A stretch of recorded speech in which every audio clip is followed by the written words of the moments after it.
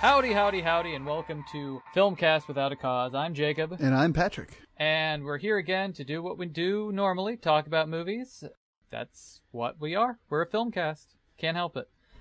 We start off... Well, we could help it. We could just stop paying our storage fees and stop being friends, stop seeing movies. Yeah, my wife actually joked that our two wives should do a podcast talking about all the productive things they got done while we're recording the filmcast. Well, assuming my wife won't hear this episode, I'll just say she's not very productive while I'm podcasting.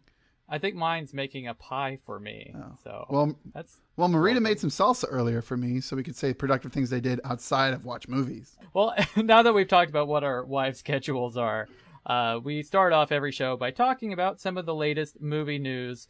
And is this 2 weeks in a row? We have to start the show off with something sad. Did Tony Scott just pass away last week? No, that was 2 weeks ago. Okay, so there was a week of reprieve, but sadly, just before we got started recording here, I did a check on the film news sites I usually check to see if there's any late breaking news, and shocking to me. I had no idea. I guess he's been in the hospital since June, but Michael Clark Duncan passed away just recently at the age of 54. And he's an actor who I think always added something to every role he played, mainly because he was such a unique size for an actor. He was huge. And his voice is the growliest, I'm Mr. Tough. That was my impression of Michael Clark Duncan, by the way. It was pretty good. Maybe you can get some of those voiceover roles that sadly it seems that that's where his career was mostly the past few years, was in voiceover. I guess he was looking at his filmography.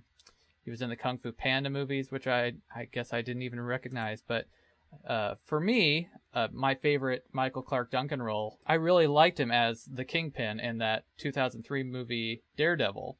I remember a lot of fans were upset when he was cast because he was an African American and the character is traditionally white. But I think he was one of the few actors who were the right size to play that intimidating character. Pat, do you have any roles that you remember of his? Looking through his filmography here, it was kind of hard to find something, but then it just stood out like a sore thumb. The Whole Nine Yards. Oh. I am a major Matthew Perry fan, and that movie is a great example of the comedy that Michael Clark Duncan brought to a film. He wasn't always just that imposing figure. But in that film, he's like, the bad guy and just kind of like a loose cannon nut job, almost, cartoony in a way, but it totally worked. And that's one of those comedies that's kind of forgotten about. But Michael Clark Duncan definitely brought something unique and special to that film. And of course, Oscar nominated for The Green Mile, which I saw a long time ago, probably the year it came out. Pat, you mentioned you hadn't seen it, but nope. It's sad. It's a very big tragic loss to the Hollywood community. So we just wanted to pay our respects up front and then get on to happier news. Well, yeah, I would call this happy news. An actor both of us quite enjoy is cast in a movie that, well, I'm dreading a little bit. But I was going to say, is this happy news that maybe your favorite movie ever is being remade? Not necessarily happy, but the news we're talking about is the big casting news that Michael Keaton will be playing the villain in the 2013 Robocop remake. Now, Pat, you're a big Michael Keaton fan, right?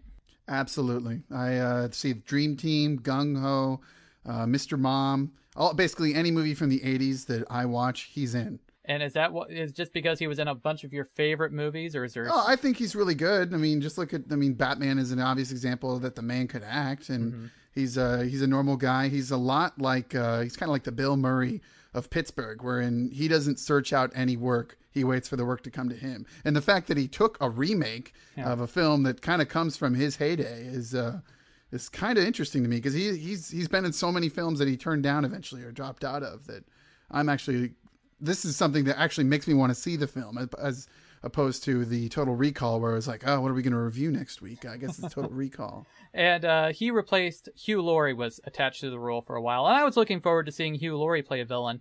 Has Michael Keaton actually ever played a bad guy before? I'm lost. I can't really tell you if he has or has not. I guess Beetlejuice is a villain, but he's such a likable villain. I think this is the first time I can think of him playing an actual, assuming he is the heavy, a full-on villain. I think that's something really interesting to see the guy play. considering he barely acts at all anymore, I think that's something to look forward to. And he's in a cast now that consists of Joel Kinnaman from The Killing as Robocop, and also Gary Oldman, Abby Cornish, Jackie Earle Haley. Quite a cast developing for this Robocop remake. It sounds like that might be the one thing to look forward to. Have you been following any of these other rumors about the Robocop remake? The only thing I know is that they changed the name of the despicable company that's making all the turns them into Robocop, but that's all I know. Oh, they changed it to Omnicore or something, right? Yes. Yeah. No, it's because Robocop is, I will say, my favorite movie. It changes which day you ask me, but Robocop is definitely in that conversation. I've been following it pretty closely, and sad to say, a couple weeks ago, a really negative script review came online. I didn't read it because I don't want spoilers or anything, but that started the turn of the buzz to negative.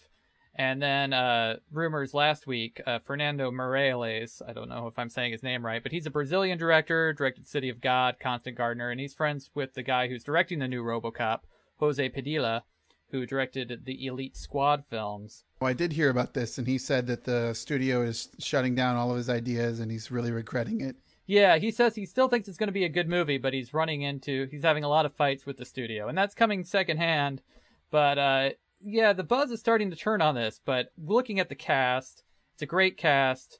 They obviously can't be too far along filming it if they just cast the villain. So I'm hoping they can turn it around. The viral marketing they released a few weeks ago was really cool. So, I mean, I'm very cautiously optimistic that they are going to make a good Robocop movie. And as I said, the sequels are of such varying quality that it's not going to ruin the original film at all, or shame it any more than what has already, been put out into the mainstream. Michael Keaton, at least, that's a good sign. I'm looking forward to see, especially if it's a really evil guy, watching him chew the scenery. That'll be fun. Well, I guess the next story is something that you didn't necessarily want to talk about, but I thought that the topics of, Shia Labouf, or LaBeouf, or however you say this man's name, one of Jacob's least favorite actors. I don't like him. Is that too far? No, I would say it's very rare that an actor will turn me off of a project, but he is definitely on that short list. Well, he has come out very strongly about his next project with his Lars Van Trier film. I don't know the exact story of it. It's called Nymphomaniac. In this movie, he says there's going to be several sex scenes, and it will not be simulated. Yeah. And if that is not enough to pique your interest, if I can say it that way, he also said to get the part, he sent Lars Van Trier an actual homemade sex tape of his own. This guy.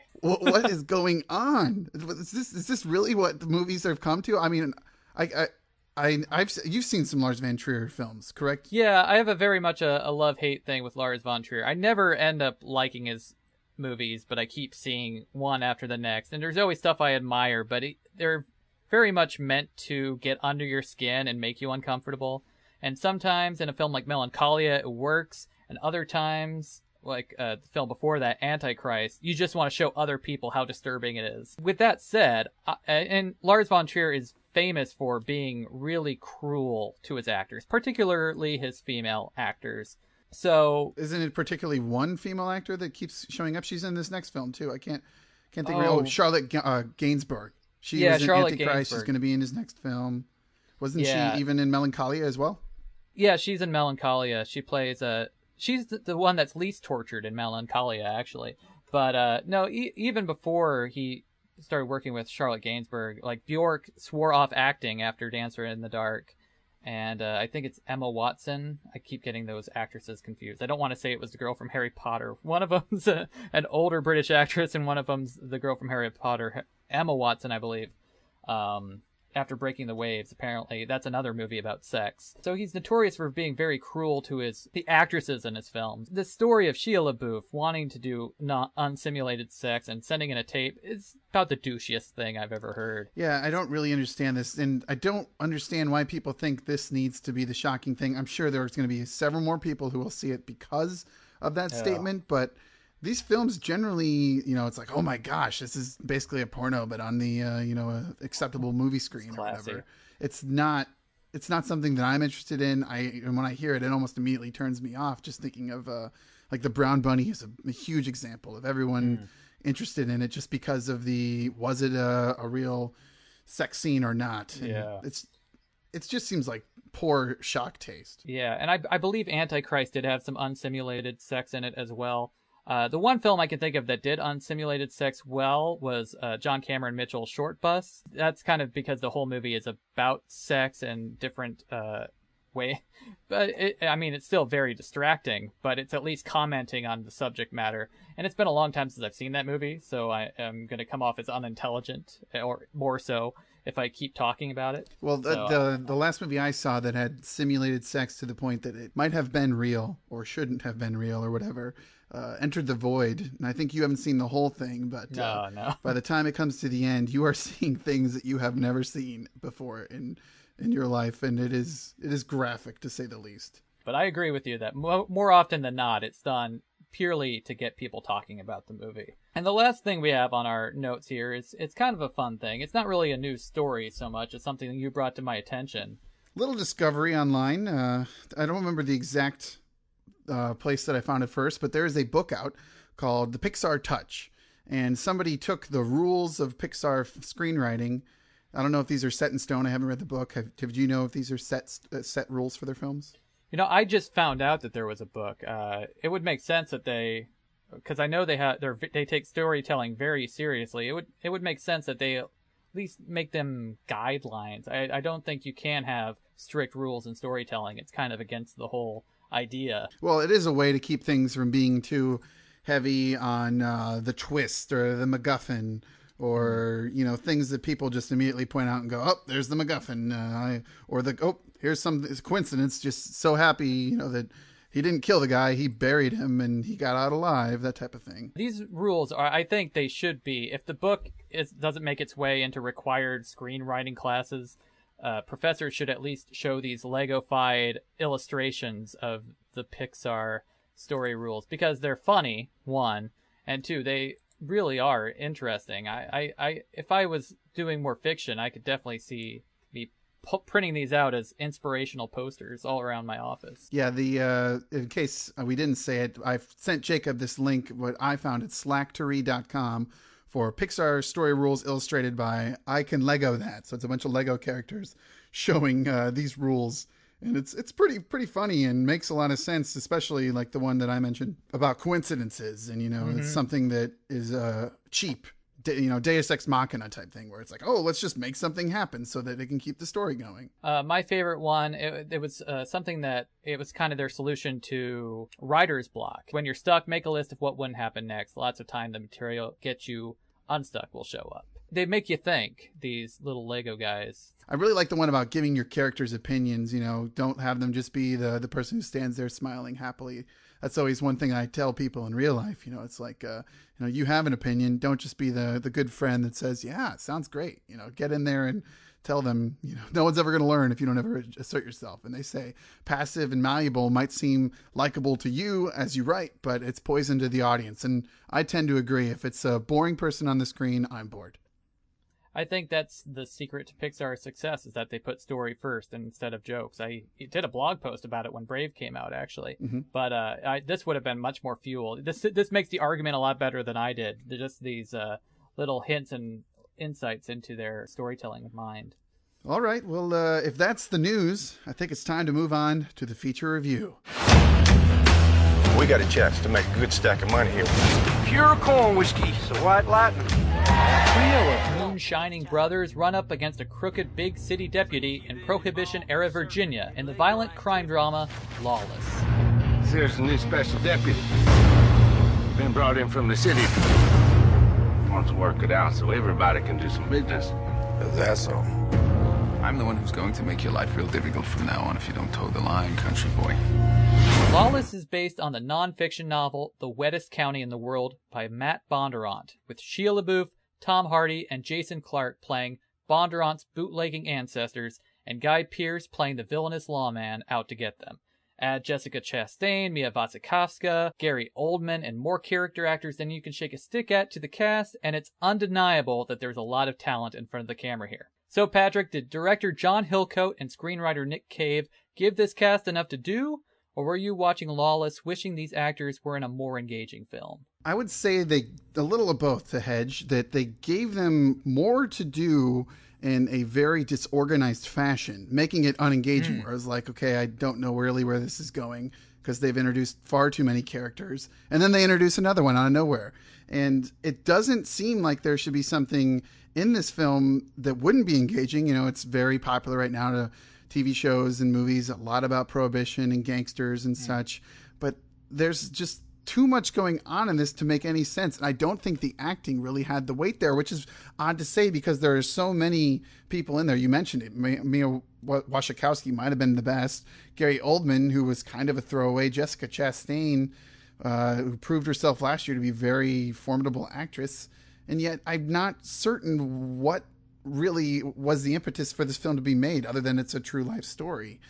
What really caught me off was that this has an untraditional story arc in the beginning where they do introduce all these people, and Shia Labouf's character is obsessed with this gangster who happens to come to town, and you think maybe that's going to be the way the story goes, but it's really a complete tangent. And it made me think about Thomas Lennon, quasi-famous actor / comedian, wrote a book about screenwriting and saying in the book that there is an obvious formula to the way that films go. Almost all of them have, inciting incident, rising action, falling, descending action, resolution. And in this film, it seems like Nick Cave, the screenwriter, did not want to follow that formula, and definitely to the detriment of the film. Did you feel it was an engaging film? I did. Oh. I was kind of misleading in my intro because I thought this was I really, really liked this film, actually. I won't say that it's great. It probably won't make my top 10 list or anything, but because I do agree with you, the plot does kind of meander a bit. The characters are interesting. I just don't think their lives, the film almost glosses over the more interesting aspects of what's happening when they're really successful moonshiners. Kind of covers that in montage or in passing. But I really enjoyed the world of this film, and what I realized about it that helped me enjoy it is that even though it's set in the Prohibition era, it's a Western, and essentially just set in the South. They introduce this bad guy, he causes some trouble, and it ends up in gunfights. Well, the thing about this film that I don't understand is it's got maybe the 2 or 3 most popular people or hottest people, commodities, being Tom Hardy, Jessica Chastain, Gary Oldman, and maybe to a point Shia LaBeouf. His day might have passed, actually, but I just felt like Tom Hardy wasn't really bringing anything to this film. It seemed almost like he was playing something he had read on the page instead of just actually living the character. And there were times where he was talking so low and gravelly that it was distracting, and I had no idea what he was saying. I was missing a lot of it. It was definitely another gravelly Tom Hardy performance, one of many, I guess, he's given. But I think there wasn't much to his character other than he was this quiet, introverted type who looked really tough in a cardigan sweater. The bulk of the film weighs on Shia LaBeouf's performance, who I actually didn't... We talked earlier in the show about how I don't like him. I think he was very passable in this role. The only time where I started getting tired of his performance was maybe in the more romantic parts that felt a little tacked on with the Mia Wasikowska character. As far as actual plot machinations, because it kind of has a foot in the real world as well as trying to be a pulp action movie, I think that's where the balance is off, but I felt it very entertaining to watch, and I thought the performances all around were pretty good. Well, I mentioned Gary Oldman as a throwaway character. I kind of felt like obviously they set him up as like this bad guy from out of town, and really early in the film he shows up in town and shoots up a joint. Do you at least agree with me that he was kind of pointless to the story? It's a cameo. They put it in the trailer like he's going to be a much bigger player than he actually turns up being. I do wish there was another beat with the character. Yes, kind of something in the third act needed to have his character, this bad guy who's the major buyer of their liquor, show up. I mean, maybe in real life it didn't happen, but it's based on a real true story. Maybe not exactly a true story. And there just needed to be something there to show that Gary Oldman carried some weight that caused some fear because the crooked law is a major player in this, played by Guy Pearce. We haven't even talked about Guy Pearce. Yeah, yet. Guy Pearce was just a weird haircut in this film to me. I'm not sure about him. Oh, I think I actually really, it's been an interesting year for Guy Pearce. You have this performance, which he has this weird accent. He has this weird alfalfa haircut. He's a dandy. He plays a character, and this is when I'm talking about how the balance of the film is kind of straddling a cinematic world and this real world type atmosphere. I think he is what pushes it more into kind of the cinematic territory where he's a little cartoonish. I mean, he wears gloves. He's chewing the scenery. I've had a lot of fun watching him, but he really is an X factor in this movie. I kind of felt like he would have been better if he had some sort of scene with Gary Oldman, which is an actor who's just got full of swagger and another, screen chewer. A scenery chewer, I should say. But if Tom Hardy had any chemistry with any of the people in it, I felt that it might have elevated Guy Pearce's role in the film, but I just felt like he was just a plodding thud of a character, Tom Hardy's, that is. And he was supposed to be the impetus for everybody's awe in this town, the wettest town in Virginia, wettest county in Virginia. I don't know. In the world. Oh, I'm sorry. So it sounds like you're coming down on the side of recommending it. Oh, yes, definitely. Would you say see it in theaters, or would you say hold out? I would say see it in theaters because it's a good-looking movie, for sure. And it's not just about aesthetics. I was entertained throughout. And this is the third collaboration between John Hillcoat and Nick Cave after The Proposition, which I highly recommend, and The Road, which I probably don't recommend. This might be my favorite of the three films, though. I would put The Road above it, but as far as we're talking about this film, I would say if you feel like you got a free night, maybe rent it. Otherwise, I don't think people will be missing much. Okay. Lawless is rated R for strong bloody violence, language, and some sexuality and nudity. Well, if you don't check out Lawless in the theater, there are a couple new DVD releases you can check out. First and foremost, maybe not foremost, is the Jason, I can't even say his name right now. Been drinking too much. Jason Statham video. You have been drinking too much. The Jason Statham movie Safe. It looked like a heated over Mercury Rising. I can't even think of what this film was about to begin with, period. I think he has to protect a kid and keep her safe. That's all I know. And 5 Year Engagement, the latest from collaborators Jason Segel and Nick Stoller, which I saw in the theaters and felt it to be a little too long, but might play very well at home. Well, I will definitely see it, as I am a Jason Statham disciple. I mean, I'm sorry. I am a Jason Segel disciple, and hopefully it's as good as I want it to be. I hope you enjoy it. Pat, I'm kind of living the life right now. What some of our listeners may not know is that I'm going to film school, and I live at a completely different film school. With that combination, I have a lot of opportunities to see movies that I wouldn't normally have. One of which happened this weekend when I was able to sneak into a 35mm screening of Peter Jackson's very first film, Bad Taste. Is this the film that starts on, it's like a giant long chase, starts on like a hillside or something? Yes. Yeah, okay, I've seen this. Yes, okay. It starts with a chase scene, but the whole film essentially is one large chase scene or fight scene. Plot is not this film's strong suit. If I had to describe the plot, I'd say it's about an alien invasion and the small paramilitary squad that's sent in to stop it, but the aliens are more like zombies and the military squad are just a couple of young guys with guns. Because this is a film that Peter Jackson made with his friends over the weekends. And I was a huge horror fan in high school and a huge gore movie fan. And I'd never seen Bad Taste. I was much more of a Dead Alive fan, and I never saw Bad Taste because I thought it was just an alien movie, and I heard it was cheap. And it is cheap, and it is an alien movie, but that's definitely why it's fun. I forgot how funny he was. I knew he had this crazy energy, and that they were very gory, but I forgot how funny he is. And Bad Taste is just a series of funny lines and gore gags. It's maybe one of the goriest movies I've ever seen. I don't know, but if I were to point people to early Peter Jackson, after seeing Bad Taste, I don't remember if I finished it, but just the stuff that happens in Dead Alive is much more ridiculously funny. And the last half of Dead Alive. I remember in high school thinking that Dead Alive was too slow with all this romance. I probably would appreciate it a little bit more in my older years, but Bad Taste is just throughout. It's just a series of crazy gags. Jackson's like the main character, or a couple different characters. They literally kill the same people over and over. It's got a very do-it-yourself style that I would compare to the first Evil Dead. I keep raving about this film. I should have just written a blog post about it. But there's a clapboard you see on the lying on the ground at one point.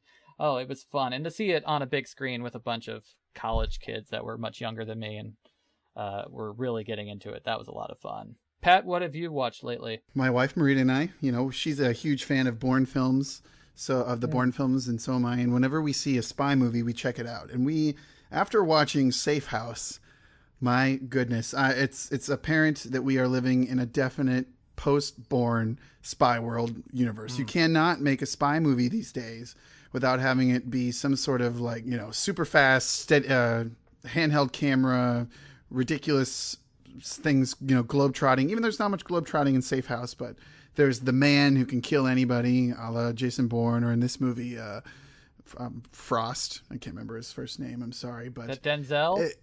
You've seen this, and you had some before we recorded. You said that it was instantly forgettable. Was that what you said? I thought it was very generic, and the Bourne, just the way the fight scenes were choreographed, it was obviously very Bourne influenced. I saw this and Contraband within the same day, and I couldn't remember either one by the end of the day. Yeah, there's just a slew of them, and it's even infected other movie franchises. Obviously, maybe you could say that they saw the Bourne movies and they decided that the James Bond films should be changed to be a little more serious and hardcore than their Playboy with a gun history. But that obviously has worked. And when they vamped up Mission Impossible 3 and Mission Impossible 4, those are kind of had some sort of influence from the Bourne world and the Ludlum books, but. Yeah. I don't know. This just makes me a little upset that this film has got some good reviews and it's a complete ripoff. It's just, a retread. Is that why you had to stop it? You mentioned you had to stop it halfway through. Well, I know that Marita likes these movies a lot and she likes heist movies a lot. And I was just thinking, wow, this is just almost a shot for shot, beat for beat ripoff. And I paused it and I said, now, are you on the same page as me that this is pretty much a Jason Bourne movie with a black man as the lead character? And she's like, oh, yeah. And I was like, okay, good. So we kept watching the film. Okay. But it also just played into my distaste for Denzel Washington. He can only be the man in his films. He can never be somebody who's not the man. So, yeah, I would also not recommend Safe House. All right. Well, generally it's recommendations when we talk about things that we've seen, but don't see Safe House. Well, we talked earlier about the film Lawless. Screenwriter Nick Cave is a famous musician as well, famous for Nick Cave and the Bad Seeds. And that wasn't the only film that came out this week. The Possession, the new exorcism type movie, features Hasidic rapper Matisyahu. So I was wondering, Pat, who are some of your favorite cinematic double threats? And mainly I was thinking musicians who are actors or actors who can sing, but I decided to open it up to maybe painters or athletes. I don't have any painters or athletes on my list, so don't feel any pressure there. Yes, well, outside of the Jean-Claude Van Damme / Dennis Rodman vehicle, which I keep forgetting the name. Double Team. I can't think of many athletes who have done it well. Maybe Shaq in Blue Chips, but he was not acting in that film. Oh. What about Michael Jordan in Space Jam? I've never seen it. And what? Being born in Chicago, mega Bulls fan, that's really weird to say. It's got Bill Murray in it too, just haven't seen it. You should put that on our list, your blind spot list. Yeah, that is definitely something I need to see. I am sorry. But if we're going straight to people that I love and would recommend, number one is definitely Steve Martin. Many people still do not know that he is a master banjo player. And I own two of his, I think there's more, but two of his recent banjo albums, and they are outstanding. Just bluegrass sounding banjo playing with a full band, really good stuff. If you don't know exactly, you can go out there and hit YouTube just for a taste, search it, but really good. And of course, you don't need to tell anybody that Steve Martin is an excellent comedian, actor. It's obvious. But coming up with a couple others, I am a mega fan of Henry Rollins. Not so much his speaking, but with Black Flag and his history there. And for those who don't know, he does a lot of speaking engagements, and he's not exactly a comedian. He's just somebody who talks nonstop and yells a lot. It's really off-putting. I saw him twice when I went to Iowa State. Oh, but cool. What was that? No, I said cool. I think it's cool just to be able to say you saw Henry Rollins, even if he just yelled at you for 90 minutes. Oh, and real quick, 2 others. You probably might mention this as well, but Jason Schwartzman. He's a drummer. He was in Phantom Planet. He was in Phantom Planet. Thank you very much. And their first album, which he played on, is miles better than anything else they've done. But Jason Schwartzman's one I really like, and Tom Waits and Ice Cube. Weird to say Ice Cube, but he's been in some really good movies and directed some decent films as well. Jason Schwartzman actually has come out with a couple more albums since under the label or under the name Coconut Records. Yeah. So, and I've listened to some of that stuff, and it's pretty good. You named a bunch of people I totally forgot about. Oh, Steve Martin. Good. We'll have different lists. Oh, Tom Waits. Yeah, man. Duh. Okay. This guy's a poor man, Tom Waits. I decided I picked this guy basically because he had such an interesting face. And whenever I see him in a movie, I like, oh, yeah, it's Dwight Yoakam. But I'm not a fan of his music at all. But when I've seen him in Sling Blade and Panic Room and recently on the TV show Wilfred, I've always appreciated his weird character actor presence. I think if he just wanted to be a weird character actor, that's all he could do. But hey, and also I was talking about Sling Blade. Isn't Billy Bob Thornton a musician as well? Yeah, he is. I mean, not that I can listen to any of his music, but hey, there's another double threat for you. Yeah, I remember he was doing an interview once, and he will not talk about his acting if he's there to talk about his music. He's very so he's a singular threat, one at a time, I think. You mentioned Ice Cube. Rappers tend to act a lot. I think it's part of the confidence and bravado that they need to get on stage. They have to develop a persona. So, and they're usually hyperverbal, so they can handle lines of dialogue. That doesn't always mean they can emote, but they can talk. And I've rarely seen this guy in roles that he's been really good in, but I really like Common as an actor. I think he has a lot of promise. I would put more promise to an act. Sorry to cut you off, but if I was going to talk about a rapper, I'd say it'd have to be Andre 3000. It just seems so hip in the couple things he's done. I don't know. What has Andre 3000 been in? He was in Revolver. I haven't seen that. But he was interesting in that. But I don't know. Andre Benjamin he goes as when he's an actor, but.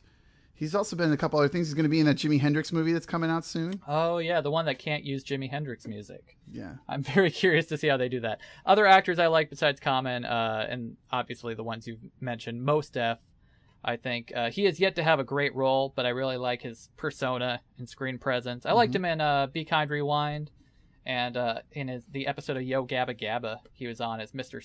Superhero. Just so I can throw my wife in every one of these segments, she really likes The Italian Job, which Mos Def is in. Oh, yeah. And I would be remiss if I didn't mention, this is not a rapper. He is not a rapper. But David Bowie, who I'm a huge fan musically, but I think he is such a unique actor because he's not always good, but he has such a unique presence. Even in The Man Who Fell to Earth, which he's obviously stoned in throughout, he just looks so unique that you can obviously instantly buy him as an alien. He's iconic in Labyrinth. I liked him as Tesla in The Prestige, and he's had a bunch of other roles in smaller movies like The Hunger and Merry Christmas, Mr. Lawrence. But I'm a big Bowie fan, so it might just be I get excited whenever Bowie's on screen, and he could totally suck. But I'm always excited to see him regardless. Interesting that neither of us went with Big Willie style, Mr. Will Smith. Yeah, I'm sure if AJ Hodgman was here, he would. I just was hard pressed to think, even though I named a bunch of actors who I don't think had good roles, I don't think I've really loved Will Smith since the 90s.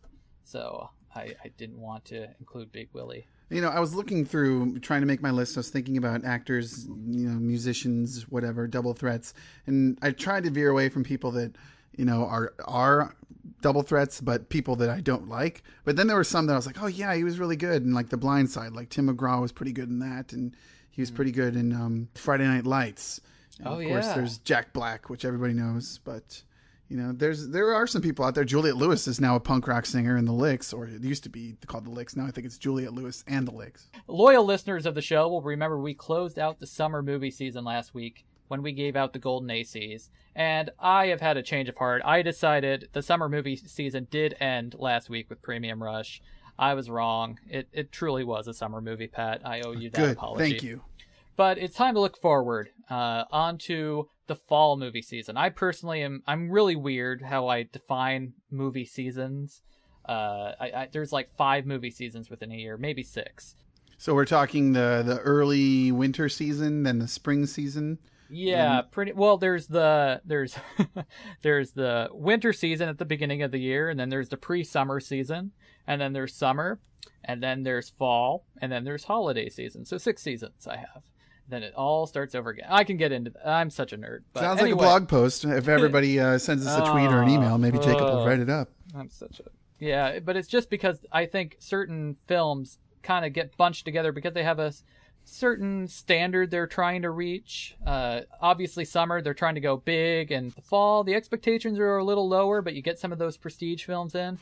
And that's what we're going to talk about. We want you guys to get your calendars out. We usually, at the end of our show, talk about what movie's coming up 1 week from now. But we want to be able to talk about what we're excited about, what we think we're going to avoid. We want to hear from you guys, obviously, what you want to hear us talk about. So should we just get to it, Pat? Definitely. What are you thinking about September here? The heavy hitters, obviously, for those who don't know, are probably The Master, maybe Trouble with the Curve, and Looper. Yeah, I am actually looking forward to Dread 3D. Ooh, that comes out September 21st. I was thinking more along the lines of contending for awards. Oh, but, no. Definitely Dread 3D is something I've heard about from several people. The Master is obviously the film I'm probably looking forward to most in the fall, besides maybe Looper. And that's actually been getting a lot of press lately because it's been showing at festivals. And apparently it's not as much about, not that I want to make this the Master show. We obviously know we're looking forward to the Master. But I'm looking forward to it more now that the reviews are starting to come in. They're overwhelmingly positive, and apparently the film's about more than just Scientology like people assumed. It's about the greater animal nature of man and how we search for meaning in odd places. So that definitely sounds like could be an Oscar contender for sure. Not that this is an Oscar show, but Trouble with the Curve, the trailer has left me so cold, and I've had to see it like 5 times in the past month just going to movies. I know you're a big Clint fan, though. Yeah, but I'm not necessarily driven here because it's definitely Clint playing every role he's ever played reduced. And not directing this one. Nope, it's his longtime cinematographer who's the director. Is that right? Yeah, that's true. I can't remember his name. I didn't write it down. Another one coming out in September that I think I wasn't interested in until I saw the trailer for is End of Watch, which I believe is directed by David Hayter, who wrote Training Day. Let me double check that. Sorry. Oh, this is the Third Shift film with Jake Gyllenhaal and Michael Pena, correct? Yeah, and it's kind of has found footage elements to it, but it doesn't seem entirely found footage, which I find I'm grateful for, because I find when you're trying to have a film be entirely found footage, you're stretching credibility a lot. David Ayer is the writer-director, and he's the guy who wrote Training Day. I thought the trailer looked quite interesting. At least it made me want to know what was going to happen next. I don't know if it's something we'll review, but it's something I will check out maybe on DVD or whatever. I'm a little timid on the film just because Street Kings is about 4 years ago that came out. That was the last movie he directed, and it kind of felt like just a retread of Training Day, where it's like, oh man, cops are corrupt in L.A., and I hope this film is not all about cowboy cops. That's all. Yeah, when I saw the post, I had no interest in the film, just seeing the poster. I was like, pass. But I thought the trailer it's a really well-made trailer, obviously, if it has me want to see it. One other thing that's coming out in September that's on the I want to avoid by any means possible category, but we'll see, because it's the only major release that week, is Resident Evil Retribution. The 5th or 6th, 7th, 8th, I don't know. Resident Evil movie starring Mia Jovovich. Pat, are you going to make me see Resident Evil? No, because I have not seen any of them. We'll figure something else out. Moving on to the next month, October. That's what happens after September, right? Yep, and I'm going to jump in right away and say there are 2 films, week by week, that are just, I have to... Actually, now that I look at the list, there are 3 films in a row that I have to see. And starting at the top of the week, October 5th, Taken 2. It's not because it's like a masterwork or anything, but Taken 1 was just so much fun. And this one looks to be right along the same pace, probably just as absurd. And follow that up with another Ben Affleck film, which I have not been a huge Ben Affleck's like I don't love his directorial work so far, but it's definitely good. With Gone Baby Gone and The Town, but Argo just seems to be like something that maybe he's pulling it all together, and this is finally going to have something that's got some original style. It's based on a true story, which sometimes I feel like that's used too much for films. I like original ideas better, but it definitely looks really good. And then of course, Killing Them Softly with Brad Pitt acting as an assassin hitman heavy. Yeah, and Argo is definitely near the top of my list for October. Probably on the top of my list for October. Getting a lot of buzz from, I think it just debuted at Telluride. A lot of positive reception coming in for that film. Not that we like to be colored by what the buzz is, but it's hard not to start looking forward to something once you hear it's really good. Also coming out in October at the end of the month, October 26th, Cloud Atlas, which we talked about at length a few weeks ago. Obviously looking forward to that just to see if the Wachowskis can pull it off or if it's going to be a huge flop. There's going to be a few weeks where we're going to have tough decisions to make, because I'm looking October 12th. That's the week Argo comes out. Seven Psychopaths is also out. The new film by Michael McDonough, who did In Bruges. It's interesting because I was really looking forward to that based on the premise, but then those darn trailers, the trailer world just tends to push you one way or another, and I don't know. I just didn't have a great reaction to the trailer for Seven Psychopaths, outside of the end with Christopher Walken. I will say this. I remember the trailer for In Bruges was also horrible. Oh, okay. Okay. And another film I wanted to point out, coming out October 5th, is the film Butter, which I think was just given a release date. This is a film set at the Iowa State Fair, which is something you and I are both familiar with. But have you seen any of the footage from this film, any of the stills? A little bit, and I remember them talking about it when they filmed it 2 years ago. Yeah. But I don't know. It just looks like a Hugh Jackman train wreck. I'm not certain if I care or not. Are you on the other side? Are you excited for it? Oh, no, not at all. Okay, good. It's been on the shelf for a while, because I remember hearing Jennifer Garner talking about it on a talk show, and obviously she didn't know when it was going to come out because this was years ago, but she was talking about how this is a real thing and how Iowans take the butter carving competition so seriously. And I was like, there is no butter carving competition. Yeah, it's just the one Iowa cow. State Fair. Just one cow that's there every year. A couple other films on the we'll probably avoid list, but we should let people know about. But those are the films of September and October. Anything else you wanted to add about the fall, Pat? Are you looking forward to it? There is definitely something that we should maybe tip our hat to coming in the FWOC future, very immediate future. And that is just as new movies come out, this is also a bad time for movies to come out. And we might have to take a certain week, maybe the Resident Evil Retribution week, and do a little small screen review or highlights. What do you think? I think that's a great idea, especially as these TV pilots are often directed by big name directors. Like, I know Revolution's directed by Jon Favreau, but yeah, it's not stretching the rules too much to do a film cast about TV shows, I don't think. But hopefully some of those pilots come in before Resident Evil does, because I really don't want to see that. Could be hard to find a spot to fit them in. Maybe we'll have to do a double feature. We'll do feature review followed by TV review. I like that idea. That's the fall preview. Hopefully we told you something you didn't already know. If not, you can yell at us at Filmcast Without a Cause or FWOC, FWOAC. Is that it? At gmail.com? No, filmcastwithoutacause.com. Or there's Twitter. You know, it's always there. Filmcast, WOAC. And there's Gmail. Filmcast, at gmail.com. All right, we'll be right back, and we're going to close out the show. Stick around. Coming up in theaters this week, not very much as far as new movies go. The Words is the only major release I know of, the Bradley Cooper film with Zoe Saldana. And also Raiders of the Lost Ark is having its IMAX release, limited 1 week only engagement, unless it sells hundreds and hundreds and thousands of tickets. Coming up in limited release, The In-Betweeners, which is a huge hit in the UK, based on a UK sitcom I've never seen. Bachelorette, which is about bachelorettes. Rec 3, Genesis, and Branded. Have you seen the trailer for Branded, Pat? No, I have not. Oh my gosh, it plays like in front of a lot of movies here. It looks ridiculous. Oh my gosh. It's kind of like the plot of They Live, where aliens are controlling our thoughts through advertising. Much more literal. Oh, interesting. How could you get much more literal than that? that obey. Yeah, because they show like a McDonald's sign sucking the brain out of a person at one point, and the effects look so cheesy. But so basically, this is what we're reviewing next week. Possibly, if it shows up. The honest truth is, we don't know what we're going to review yet, because I don't know what. I'm hoping some limited release film comes to my theater this week and your theater as well, and maybe we can see Cosmopolis or something. But looking at this list, if Branded comes out, maybe we should check that. I had someone recommend or suggest that we review the Oogie Loves. Are you familiar with the Oogie Loves? No idea. The Oogie Loves is it's been in headlines today because it had it officially displaced Delgo as having the worst opening ever. Okay. In wide release. It's by the creator of the Teletubbies. I saw the poster for it a couple weeks ago, and I'm like, what the hell is the Oogie Loves?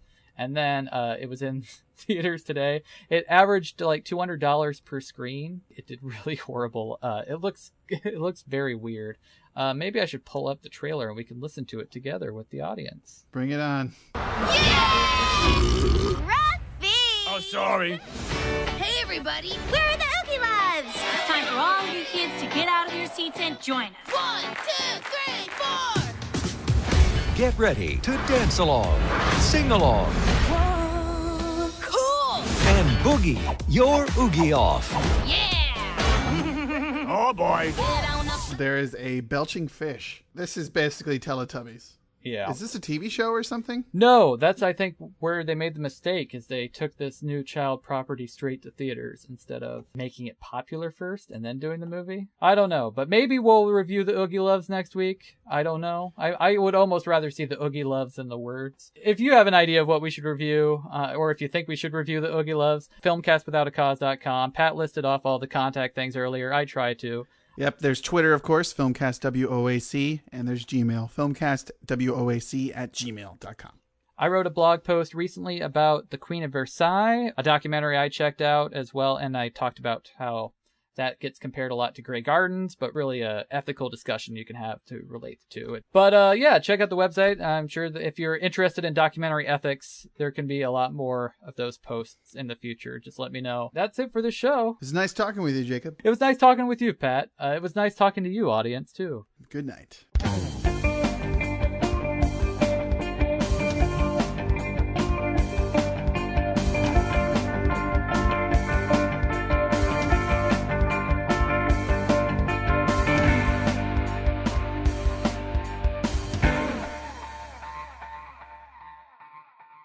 You know, I don't think anyone's gonna tell us when to leave.